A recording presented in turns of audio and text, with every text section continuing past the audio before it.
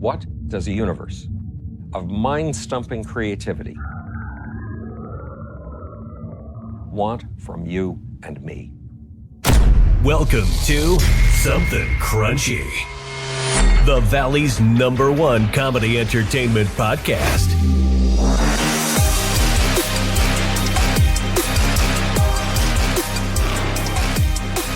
Welcome to Something Crunchy. I'm Cullen Blake. With me, as always, Blair and Tyler Dressel. We have one of our favorite guests returning to the show. His IQ is greater than the three of ours combined, and he's here to discuss his new book, The Case of the Sexual Cosmos. Everything you know about nature is wrong. Please welcome the one and only Howard Bloom.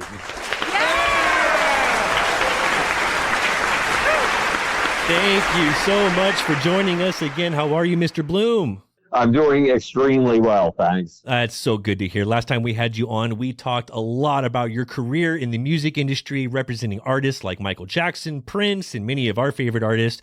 We also talked about your contributions to hippie culture in helping to start the psychedelic movement in the 60s. This time around, we're discussing the sexual cosmos, the topic of your new book, which is currently available right now on Amazon and howardbloom.net. Tell us about your motivations for the book and what inspired you about this subject matter. Well, you know, I'm a contrarian, and I discovered just how deeply I'm a contrarian one day at a John Mellencamp concert when, you know, I had all access passes, and I used to wander around and go to the back of the audience, go to the front of the audience, watch from the soundboard. One day I decided to go into the first 15 rows where everybody's on their feet and they're all singing the lyrics, and everybody was clapping. So I want to be in the spirit of the thing. That's what I'm there to experience. So I started clapping too. There was only one small problem. When everybody else's hands came together, my hands were apart. When everybody else's hands were apart, mine were together, and there was nothing I could do about it. So I am stuck being a heretic, a scientific heretic. And frankly, there's a whole bunch of things, bowling pins in science, for a good heretic who likes to bowl to overturn. And I have gone after them mercilessly in this book and shown you that the nature that you're being peddled all the time is not the real nature of nature at all. I love it. Yeah. Can't wait to dive into this. And I'm about 20 chapters into this new book. There's so much I don't want to spill, but so much I can't wait to discuss. And I really enjoyed the anthropomorphism for Earth and Mother Nature. You explore consumerism, materialism, even cannibalism. And waste and vain display, too. The four sins. The four sins. Consumerism, waste, and vain display. And I try to show you these are not sins at all. And they're certainly not human sins. I mean, look at materialism. 380,000 years after the Big Bang, there were these, everything was slowing down. It means everything was cooling off.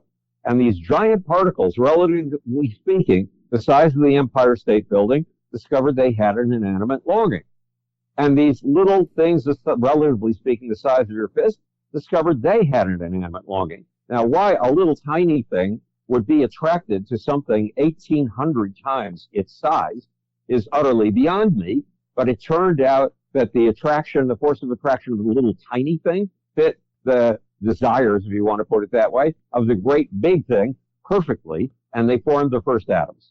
And social groups produce whole new forms of properties. Nobody had ever seen an atom before, not that there was anybody there, but and nobody could, and knowing the properties of elementary particles, electrons and protons, nobody could have predicted an atom, and that an atom would have entirely new properties.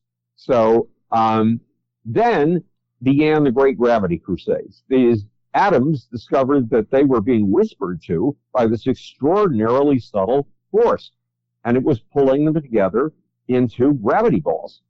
And the gravity balls competed with each other. And when they competed, the bigger gravity balls swallowed the smaller gravity balls until finally the real winners bulked up so big that they started mashing the atomic nuclei in their heart. And the screams of the dying atoms, of the dying nuclei at this big gravity ball's core were light. These things were stars. So how can you get more materialistic than a star? I mean, a star gathers so much material, it's ridiculous. And about all that tops a star is a galaxy. And a galaxy is viciously materialistic. It gathers quintillions of tons of matter. And then does that include something, black holes? Yes, that includes black holes. And then you get up to the next level, and it turns out that galaxies flock together like sheep drawn by gravity. And a gravity cluster is a humongous materialist enterprise. So we have competition, and we have hierarchy. You know, the sun is on the top of the hierarchy of a solar system. The planets are on a lower level. The moons are yet on a lower level, all showing themselves in the first million years of the cosmos' existence. Materialism, and it's consumerism too, because they're consuming these nuclei at their hearts, and that's where the light, the screams of dying nuclei is coming from. Waste. And what you can't call it vain display, that's the fourth of the sins yet. But once you get up to flowers, there's vain display all over the place. It is true with the consumerism, the materialism, and you distinguish humans by being capable to conceiving things that have never been and turning them into new realities like compassion and peace and justice, as you put it, which was beautifully stated. And you said we're basically just tools that nature uses to create and reinvent, which pushes back against the argument that humans are just masters of destruction when it comes to the planet. Well, let's go back to those first atoms. Nature is constantly reinventing herself. There's a phrase in the book: nature loves those who oppose her most. Well, if you and I had been sitting around at a cocktail table at the beginning, or a coffee table at the beginning of the universe, and you had predicted that at 380,000 years after the Big Bang, those protons and electrons would pair up in perfect pairs, I would have said you're crazy. Because all we have seen in this universe for the first 380,000 years is space and time and speed all rushing outward, and we've seen elementary particles in a particle soup, moving so fast that they're slamming into each other, ricocheting off each other like two bullets hitting each other head on, and then promptly bouncing off another particle. That's all we would have seen. And so if you predicted that there would be atoms, I would have said, Blake, you're crazy. There have never been atoms. There never will be atoms. Remember, this is the universe, according to humans, who we won't meet yet, but according to humans, that goes for harmony and equilibrium. So space-time and speed and particle soup, that's what we've seen for 380,000 years. That's all we're going to see. Please respect the natural environment. Space-time, speed, and particle soup. And all of a sudden, trouncing the natural order of things, completely trouncing the harmony and the status quo, come the first atoms, and then the first galaxies, and then the first stars. These are radical reinventions. This is a cosmos radically reinvented herself. She's like, well, remember you put a slinky on the top of the staircase? Sure. And you put the upper face on the stair below, and you watched, and the slinky went down every single stair. Well, imagine that you've shot that you've movied that with your iPhone, and you decide to run it in reverse. Well, the same thing run in reverse is this cosmos. The cosmos is not constantly going down a staircase of form, as the folks who champion an idea called entropy will tell you. Instead, it's climbing the staircase. It's climbing the staircase to radically new properties, to radically new inventions. And we are the cosmos' latest tool for feeling out every crack and possibility in possibility space, in the realm of the impossible, and yanking it in to the realm of the possible. And that is nature's most basic task at every step of the way. If you took humans completely out of the equation, do you think this planet would be better off, worse, or no different? No, it'd be different. Look, every species does the kinds of things that we do. For example, about 3 billion years ago, some bacteria invented this radically new industrial process that captured little squiggles in the electromagnetic field and inserted them as an energy source into its own metabolism. And that was a radical reinvention of nature, and it was called photosynthesis. So a bunch of bacteria were photosynthesizing. Now, you, me, and bacteria all do the same thing. We take in what can be useful to us, and we eliminate, we excrete what we can't handle, stuff that's poisonous to us. So these little bacteria were farting out the stuff they couldn't handle, the stuff that was poisonous to them. Now, what's a little bacterial fart in an atmosphere that is humongous? It's nothing. In fact, what are the bacterial farts of a colony, a standard colony of about 7 billion bacteria? Nothing. But the bacteria kept farting for the next billion years. And eventually, they utterly polluted the atmosphere with these toxic farts. And the atmosphere was poisoned to life. And life almost died off entirely because of this poison. Then some big bacteria saw that there were tiny bacteria that could actually metabolize the oxygen, and they invited the tiny bacteria in. They basically said, in biological terms, we'll give you the paradise of your dreams. We'll give you everything that you ever imagined, every comfort you could ever conceive. All we ask of you is that you metabolize this poison for us and give it to us in a form that produces energy for us. And that was the birth of what are called the first eukaryotic cells. Now, what was the chemical, what was the toxin that was in the atmosphere that was about to kill all of life? It's called oxygen. Wow. And it is a vital energy source for you and me. So first the bacteria utterly remade the planet. They utterly remade its atmosphere with all of this oxygen. And then the bacteria found a way to use the oxygen and started and continued on its merry path of breaking boundaries, breaking laws, breaking rules, coming up with whole new unimaginable ways to do things. And the bacteria have been doing that ever since, complete with the bacteria that garrison your throat. In other words, that keep your throat, that keep invaders out of your throat, the ones that are in your trachea and the ones that are in your gut. Bacteria that have now learned how to manipulate your moods and possibly how to manipulate your activities. So essentially, the human beings have become the bacteria of our planet? Well, the human beings have become the new bacteria, and so what has happened to the old bacteria? The human beings are giving a home to trillions of bacteria. Trillions of bacteria. Just the four of us now, that's God knows how many trillion. I can't even do the arithmetic of bacteria between us. So we are a living symbiosis. We are a living ecosystem. Put one of us into space, you just put an ecosystem into space. Because you put in your 10 trillion cells and you put in your 25 trillion bacterial cells into orbit. Some of us have more bacteria than others, Blair. Yeah, Get out of here. But where does sex come into play?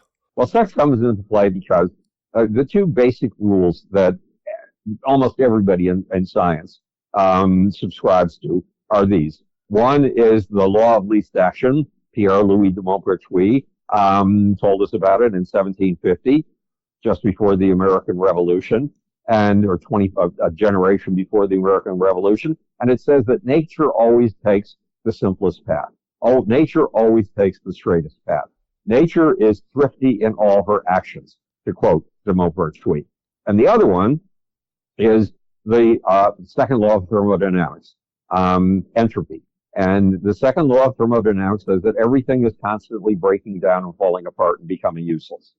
Now, just the story I told you of the first atoms emerging, does that sound like this universe is breaking things down and allowing them to become useless? No, she's inventing whole new ways to do things and making them useful. So the second law of thermodynamics, which I swear to you is a religion in the scientific community, is plainly and simply absolutely wrong. And the law of least action, that nature always takes the path of least resistance, the shortest path between 2 points. Well, take sex. Sex starts with this incredibly complex macromolecule that if you stretched it out in front of you, if you can even see it, would be 6 feet long. So there's one of those 6 foot long molecular chains inside every single cell of you. So if you took all of them, they would stretch to the sun and back 2.5 times or something like that. Just your chromosomes, because that's what we're talking about, your genome, your string of genes. So nature has contrived things so that you can't reproduce using just your string of genes. You have to find a mate. And then your genes will come together with her genes. They will do a bit of shuffling. And in the process, they will create a gene string that has never been seen in this universe before. And they will proceed to make a human out of that gene string, who, much as you might like a kid like you, is nothing like you. You can't figure out where the hell this kid came from, what planet, because it's so different from you. Well, sex, I mean, you know, remember back to your days finding a mate. This is not the shortest path between 2 points. It's the longest frigging path. Isn't that the truth? Between 2 points. And if you tell the story of how sex happens, it is the longest possible path this universe has literally ever invented for the sexual process. But is that because the people go against nature and they try to find their own way? If they this happens with or without us. You don't have any choice about not being able to reproduce all on your own. And nature doesn't favor reproduction. Not at all. What happens between the two of you is that act of recombination that reveals whole new possibilities. And every child you have, every child your parent had, was like a finger. I don't know if you've ever done this, but if you lose a contact lens in a shag rug, you have to spread out all 5 fingers and run it through the shag rug to try to find the contact lens. Well, every single one of us, Blair, and Tyler, every one of us is a finger stretched out into possibility space, trying to yank new realms of the impossible into the realm of the ordinary. Nature is about breaking her laws. Nature is about giant fuck yous. Really is. To pre-existing laws. Take any environment and nature will change it. That's called evolution. Right. That kind of change. So those big fuck yous to nature's basic laws, like gravity is nature's most basic law, are all over the place. I mean, take nature's 7 great space programs. Bacteria were perfectly happy in the sea. They had look, this was a planet of catastrophe. This was a planet of disaster. This was a planet of climate change beyond belief. When it was naked before it got life, it spun around and changed the temperature on any point on its surface, 88 degrees every 3 hours. Because for 3 hours, it was bathed in something absolutely toxic to life called light. And for the next 3 hours, it was exposed to something equally toxic to life, darkness, utter blackness. And it was swiveling around constantly. Then there was a tilt to its axis. And that tilt meant that there were 4 massive climate changes every single year. We call them summer, fall, winter, and spring. And the planet was belching volcanoes all over the place. And the planet wasn't completely formed. This is 4.5 billion years ago. Wasn't completely formed. It was still playing the game of the Great Gravity Crusade. It was still trying to attract other gravity balls into its space. And when one of them, a meteor, would hit, it would hit the surface of the Earth like a tablespoon smacking a pudding. So Earth was never the warm and fuzzy petting zoo that extreme environmentalists believe it is. Never. That's not natural. That's violently unnatural. And life, to come to life, had to snatch, snag, snafu, and pull together one catastrophic thing after another in order to make itself into life. So life was not born in a placid little pond where everything was beautiful and pristine. Far from it. Life was born to a planet of disaster and catastrophe. Climate disaster and catastrophe. And life pulled itself together with absolute obstreperousness. It gave a giant fuck you to the environment of its time. Now, nature loathes an equilibrium. Equilibrium is a big word in thermodynamics. Apparently, everything seeks an equilibrium according to the thermodynamicist. The thermodynamicist couldn't be more wrong. What kind of equilibrium was there on this poison pill of stone in its first 500 million years of existence? None.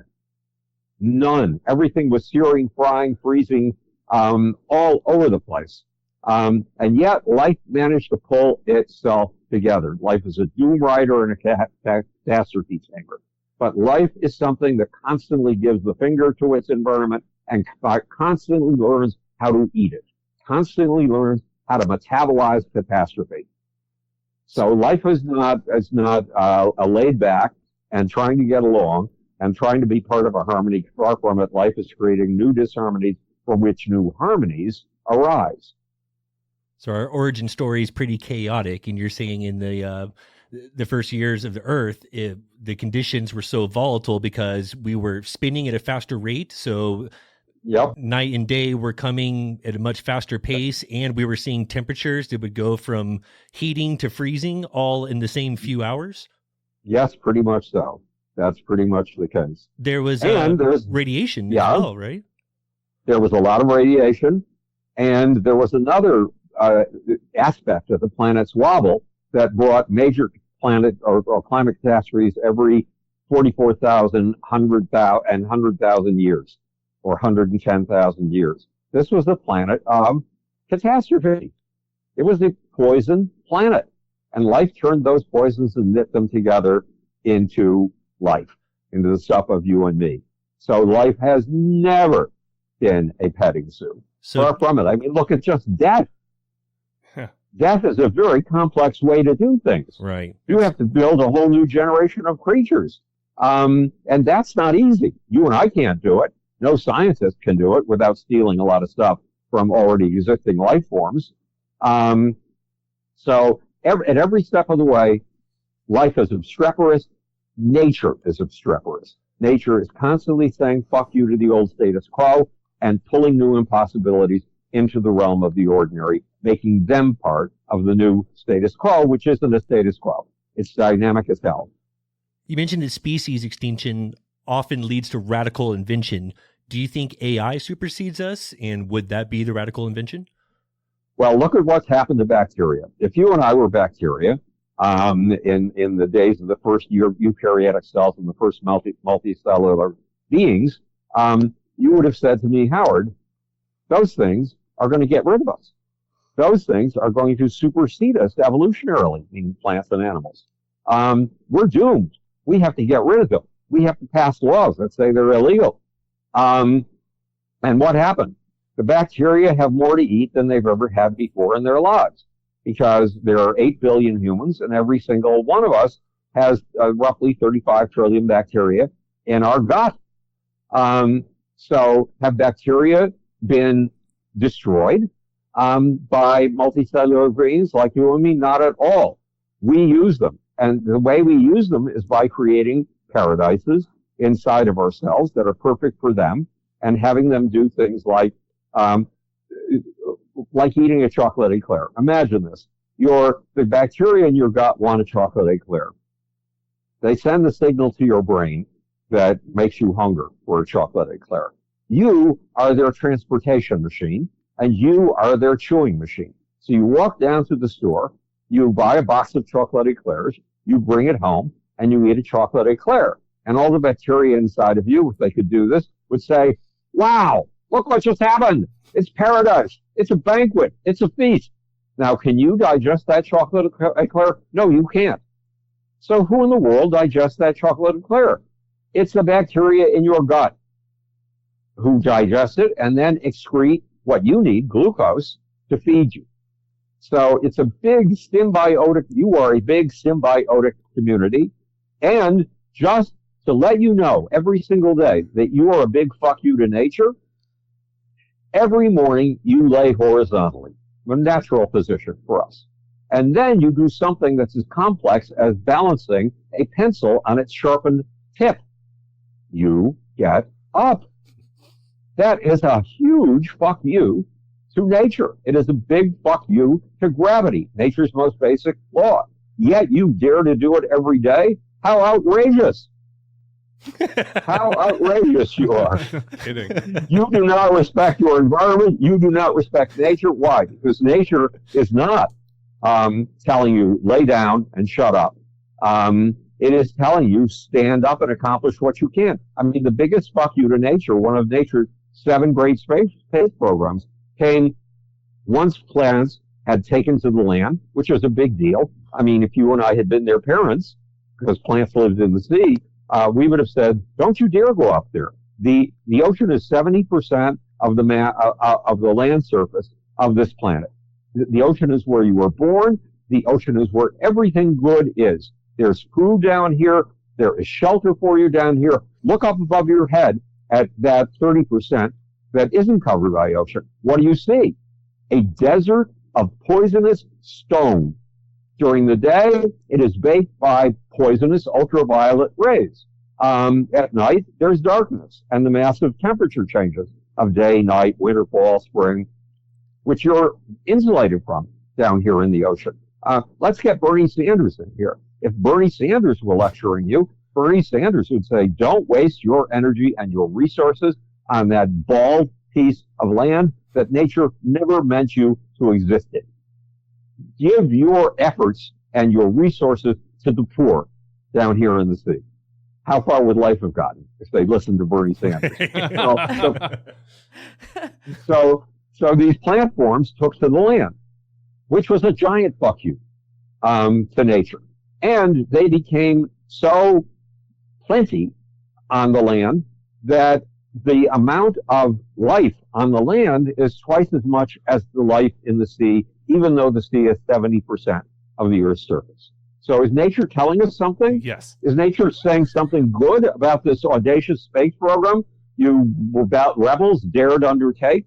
Yes, absolutely. It was necessary to life. But the really big fuck you came when the first plants invented lignin and cellulose and used lignin and cellulose to make stems. And that allowed them to get 3 feet off the surface of the land, which is like mounting a space program. But some of these creatures came up with a different approach that shattered the natural order completely. They used that lignin and cellulose to build high rises, to build trunks 70 to 170 feet high. And each one of these rebellious things that were just breaking all of nature's laws, especially the law of gravity, each one produced 200,000 leaves. Each one produced 200,000 leaves. Is this materialism going crazy? Yeah, all that stuff in the trunk. I mean, for God's sakes, why don't you be a little more parsimonious? Was there consumerism involved? You bet. These things were pumping something like 80,000 gallons of water a day up to their tops. Wow. A day. And was there waste involved? You bet. These things were leaking water, and at the end of the summer, in the fall, they would discard their leaves. They would throw them away. That's waste. That's littering on a giant scale. And guess what came, and why did they do it? They did it in order to catch the sun before the sun could filter down to their competitors who could only go 2 or 3 feet high. And it worked. Despite all, did nature punish them for their materialism, consumerism, waste, and vain display? Not at all. We today think of them as nature. They're called trees. Mr. Bloom, you are speaking my language, and I have so many questions. I'm trying to boil it down to just 1 or 2 here based on what you've just said. But based on thermodynamics and the equilibrium, do you think time is the offshoot of the search for equilibrium? Not at all. Sean Carroll's books are utter bullshit, if you'll excuse my language. He's a nice man. He knows what he is talking about, but he is starting from the wrong premises and coming to the wrong conclusions because he accepts this idea from 1850 of entropy. And that was an idea that a guy named William Thomson and another guy who was at the University of Berlin, whose name I've been blanking on recently, came up with because they were studying steam engines. The steam engine was the hot new technology of 1850. It emerged around 1790, and then Boulton and Watt had figured out how to mass produce these things in about 1800. And now it was nearly doubling the wealth of every single Englishman, no matter how low that Englishman or one might be on the social totem pole, doubling it. And so Thomson and his colleague in Berlin were studying the theory of steam engines. And Thomson made a statement. He said 80% of a steam engine's energy is lost in friction. And then he went on to say this is due to the mechanical dissipation of energy, what we would later call entropy, 15 years later. And that applies to the world as well. So once upon a time, the world was unfit for habitation by humans. And the world is once again going to be unfit for the habitation of humans because of the mechanical dissipation of energy, which we know better as entropy. Okay. He was crazy. He was nuts. Has the earth been falling apart? No, the earth has been falling together. The earth has produced us. We have produced computers, telephones, telegraphs, and AI. And I can tell you, it takes me 10 years to write a book.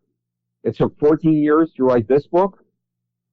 But with my AIs, which I use constantly, it's going to take me, I hope, less time to write the next book. I hope, because I'm turning 82 in the middle of next week. So I'm up against the time limit. Yeah, happy early birthday. Thank you. And I'm sure you're using those tools how they were intended for research purposes. Well, they're stilts for your brain. Yeah. They rise you on high. They augment your intelligence tremendously. They augment your memory tremendously. Remember what Carl Sagan said about writing, something Plato had said was going to destroy the minds of Greek kids, writing. And he said, this is outboard, something like outboard memory storage. And he's right. We use an awful lot of outboard memory storage. And the more we can get, the better. You know how agonizing it is to wander into your house after you've taken a walk or something like that? I just took my 4-mile walk, so I know what I'm talking about.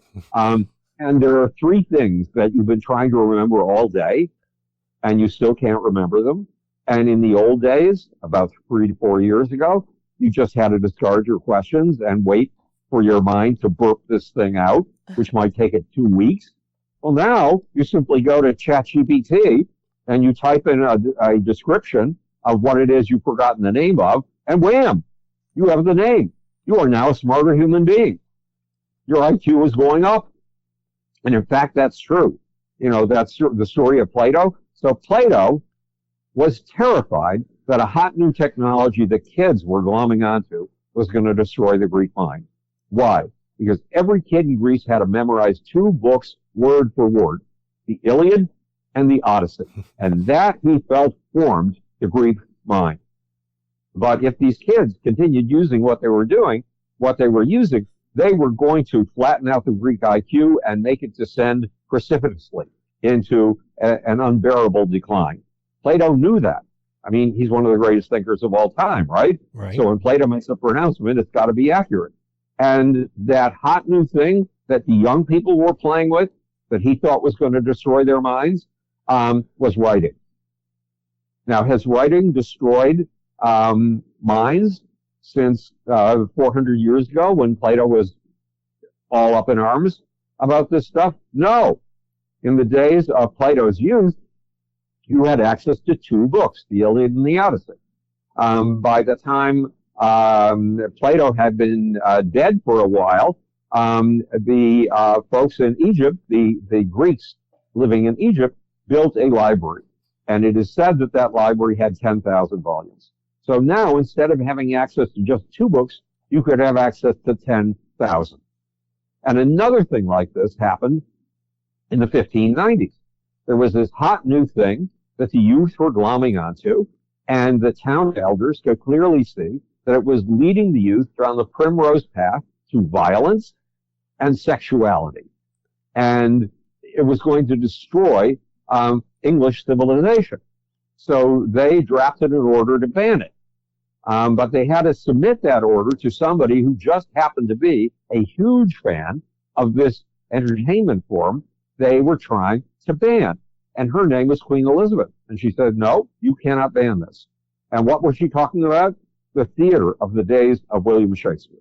So the town fathers of London knew with absolute certainty that Shakespeare's work was going to degrade the morals of British kids and destroy British civilization. And today, we give Shakespeare to kids, underserved kids in special schools, hoping that if they read it, it will make them smarter. We are no longer afraid that this is going to lead kids down the primrose path to degradation. So we are constantly doing things that horrify the elders. And every one of those things that we do that horrify the elders turns out to increase our individual and group capabilities. They up the group IQ, the mass IQ, and they up your IQ and mine, and in IQ measurements. The IQ measurement began in 1916 with the Stanford-Binet intelligence test. But every 10 years, they had to change the Stanford-Binet intelligence test and change where the midpoint for 100, an IQ of 100 is. They had to change it every 10 years. And a guy named Flynn in the 1990s and early 2000s realized something. This is called normalizing the IQ test. Why are we constantly normalizing the IQ test? Because the IQs of the average kid are going up sometimes 3 to 7 years in a 3 to 7 points in a decade. So that the kids that were being measured by IQ scores in the 2010s, where people were complaining that Facebook was going to flatten the youth and make them ignorant and dumb and vicious. At that same point, the IQ in America, the average IQ in America, had gone up to what would have been in 1916 135, which is on the cusp of genius. Wow. That's crazy. So how did we get those extra 35 IQ points? All this media that is adding to what we are and what we can know and how we can think. AI has the potential to make smart people smarter. And I know that you were interested in science at a really early age. And I could tell you from personal experience. I started in 10. Yeah. And, but then you had your experiences in the 60s and the psychedelics, right. LSD. Would your path have been different if you take away that experimentation in the 60s? Would you have written everything that you have? I would have written everything that I have. But the drugs, we used to talk about the drugs opening your mind.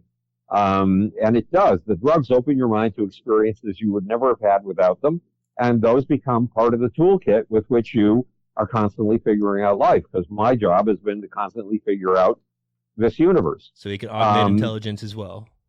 Yeah, so anybody who picks up the book is going to have an augmented intelligence. Is going to see a point of view that I guarantee you is not in any other book you have ever seen when it comes to the vision of nature in this book. Eager to get into more of the climate stabilization technologies. You actually offer a solution. There's a technology you believe already exists that can end the use of fossil fuels for transportation and energy production. Is this something we can discuss, or is this better suited to tease our listeners? No. This is called space solar power, and it's harvesting solar power in space. And we've actually been doing it since 1964. When we put up the first commercial satellite, Telstar, and it looked like a beach ball encrusted with medallions. And what were those things that looked like medallions? They were solar power panels. Small ones, but solar power panels. So we have been harvesting solar power in space and beaming it down to Earth I can't do the arithmetic, since 1964. That's a long time, wow. 60 years ago, I think. But at any rate, it's with space solar power, we can get to net zero relatively quickly, quicker than with any other technology that I've seen. Why? Because the power up there for all practical purposes is infinite. We have solar on the ground, and what does solar on the ground do? First of all, in order to put up a solar power farm on the face of the earth, we have to wipe out the ecosystem that was previously in that place. Secondly, we only get power when the sun is shining. So for at least 12 hours a night, these panels aren't working. They're not producing any energy. But solar panels in space produce energy 24 hours a day, 7 days a week, because the sun never stops shining up there, depending on how you pick your orbit. And that power can be beamed down to Earth. It can replace all uses of fossil fuels for energy production. All uses of fossil fuels for energy production. And what will that get us toward? Net zero. Something advocated by the environmentalists for 30 years. How does that wireless beaming of power work from a satellite down? Well, you transmit you take the solar energy, which your solar panels, PVs, turn into electrical energy, and you turn that into microwave transmissions, and microwaves of your cell phone uses. You know, you've been using your cell phone ever since 2007 when Steve first introduced the smartphone, the iPhone. And has that done anything to deteriorate your health? Not a bit. These are harmless electromagnetic waves that we take for granted every day. And so we have on Earth a giant solar farm, but it's called a rectenna, and it consists of wires set up in a geometric arrangement, and it could be 5 miles by 5 miles in size. But you can raise cows under it. You can raise corn under it. It doesn't block the sunshine. It's merely picking up electromagnetic waves from the sky, wow, microwaves from the sky. And as I said, you can achieve net zero. And this idea, first time I talked to Elon Musk, I was so well known at that point for my advocacy of space solar power that Elon said, you have to know something. I don't believe in space solar power. Well, guess what? If he ever gets the Starship to fly, and he will, despite yesterday's explosion, he will get that thing to fly. It's big enough to carry hundreds of tons of cargo to space, meaning it can carry all the components of a space solar power station. And he plans to fly these things 3 times a day. He plans to manufacture 1,000 of them. So you could do flights 3 times a day, carrying the stuff from which solar panels and the space solar power stations are made. And then once we start mining the moon, you don't have to send those things up anymore from the Earth, which is very expensive. You can send them up to the moon, which has a much lower gravity and is much less expensive. So this is, yeah, and there are, look, what we're trying to do right now in the name of getting rid of anthropogenic monkeying with the climate, we are actually doing anthropogenic monkeying with the climate. There have been times when the amount of carbon dioxide in the atmosphere has been hundreds of times what it is today. And that's before humans evolved. So who did that? Who created those massive global warmings that came from this overcharge of carbon dioxide in the atmosphere? Not humans, not tailpipes, not smokestacks, because we didn't exist yet. Nature did that. That's one of nature's favorite tricks. Because carbon dioxide, this could be a cold and frigid, dead planet. But nature, that is the living things on this planet, produced carbon dioxide. And that carbon dioxide keeps the temperature of this planet in a livable zone. Yes, it goes up, and 55 million years ago, there was no ice at the South Pole. Instead, there were tropical dinosaurs and tropical trees at the South Pole. because the South Pole was warm as hell. So those dinosaurs would have looked at the idea of coating the Antarctica with ice half a mile or greater thick. They would have regarded that as the ultimate disaster. They would have tried to stop it. So what the environmental extremists are trying to do is freeze the climate the way it was before the industrial era. Now, some pin the industrial era at 1650 or pre-industrial era. Some pin pre-industrial era as to what the climate was. In 1850, it doesn't matter. What are these people doing? They're already monkeying with climate stabilization technologies. They're already trying to impose an anthropogenic wish on nature. The wish that the carbon stay at a certain level so that we don't go through any more warming, even though warming is one of this planet's nasty habits. She was doing it long before we came along.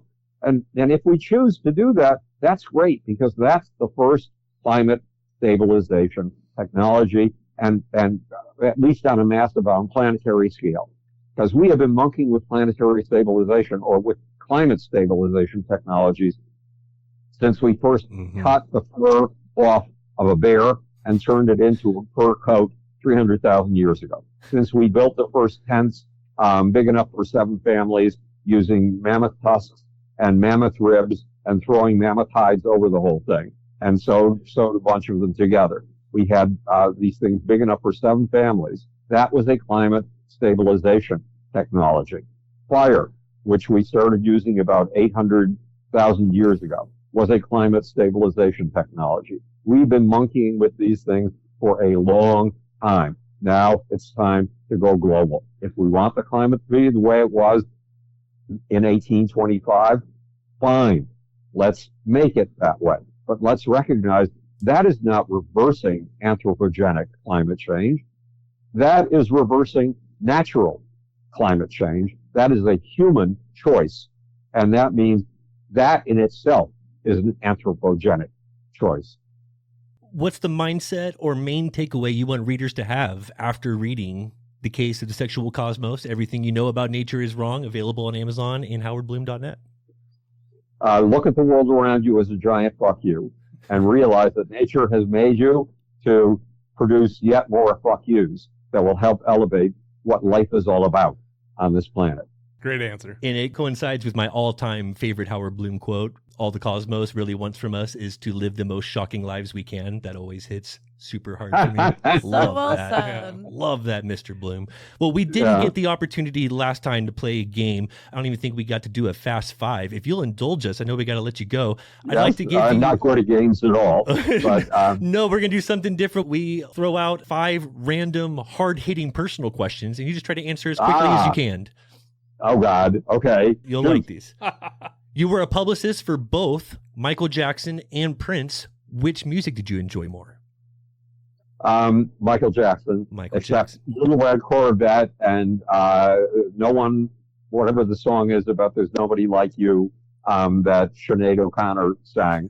Those are just gorgeous, gorgeous. And When Doves Cry. Did you ever get to hear any of Prince's stuff that was never released to the public? No. He had me fly into Minneapolis when he had new proteges, and my job, he regarded me as a university, so he wanted me to train them in how to do interviews by telling their own story. I had to train people to tell their own story, yes, because people are not accustomed to telling their own story from beginning to end. If your brain had a personal theme song, what would it be? We Are the Champions. Good choice. What a great... By another client of mine. Queen. Hypothetically, you're being sold as an action figure. Which 2 accessories do you come with? Oh, God. A big water gun and a book. Love that. One in one hand, one in the other. Powerful. Katy Perry and company just went to the edge of space for a photo op. Say you were invited to the next celebrity space voyage. Which celebrities would you want in the capsule with you, and what would you want to see? Oh, God. I would want Jeff, what is his name? He played the dude in... Jeff Bridges. Yeah. Great Lebowski. Jeff Bridges, because he's He's a friend I don't get to talk to very often. Who else would I want on that trip with me? James Burke, the guy who created 7 BBC TV series, including Connections, which is an absolute classic. And if you haven't seen it, you must. I haven't. And The Day the Universe Changed, which is another fabulous series. Even though he's in his late 80s, I'd want him with me. Oh God, a couple of my friends who I'd want to take just died. Robin Fox and Richard Foreman. Richard Foreman's the god of avant-garde theater. And Robin Fox is the founder of the anthropology department at Rutgers University and the author of a book called The Imperial Animal, which was mind-blowing when it came out. Wow. And which brings up another thing. My job is to blow your mind. You always If succeed. I can't do that, I am not Howard Bloom. You always succeeded doing that. Last one here. Many don't believe that rocket ever left the ground. Do you have a favorite conspiracy?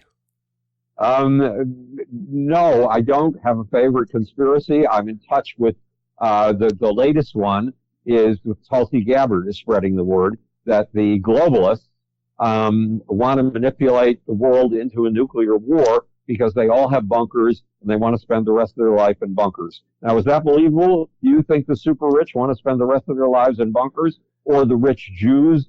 Because that's really what they're talking about with these conspiracies. Not at all. Not on your ass. Not a chance. So my favorite conspiracy theory to debunk right now is Chelsea Gabbard's. Nice. That was fun. And we cannot thank you enough for coming back on to hang out with us, Mr. Bloom. It is a privilege every time we have the opportunity. Our minds are blown, and certainly hope it won't be the last.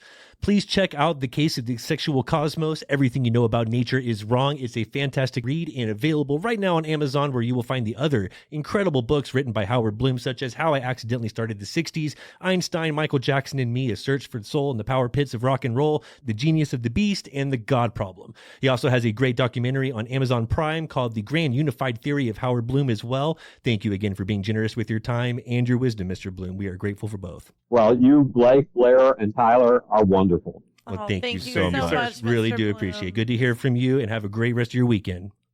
Okay, have a great night. Thank Bye-bye. you. Intellectual boners for all. Oh my God, full erect. I am have shot into the cosmos. I am fully torqued right now.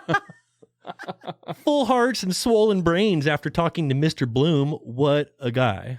Blair, how you doing over there?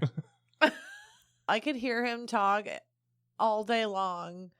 I have so many questions. I need like 2 more hours. It's just good to know what he is saying, like push for innovation. Yeah. It's not always a straight line. And break it. Break Yeah. it. It's never a straight line. It's never a straight line. Middle fingers up Yeah. and break it. I really have been enjoying that new book too. It is a good read, but it is 500 pages of scientific theory.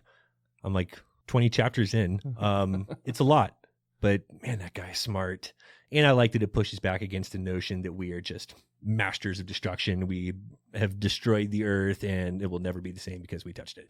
That's the whole point. Yeah, The it whole was point. it's very refreshing. Yeah. It was refreshing. I feel good about everything I'm doing now. I do. Feels right. The cosmos wants us Yeah. to live chaotic lives. And I love that. You know what we want? You to be following us on TikTok at Something Crunchy.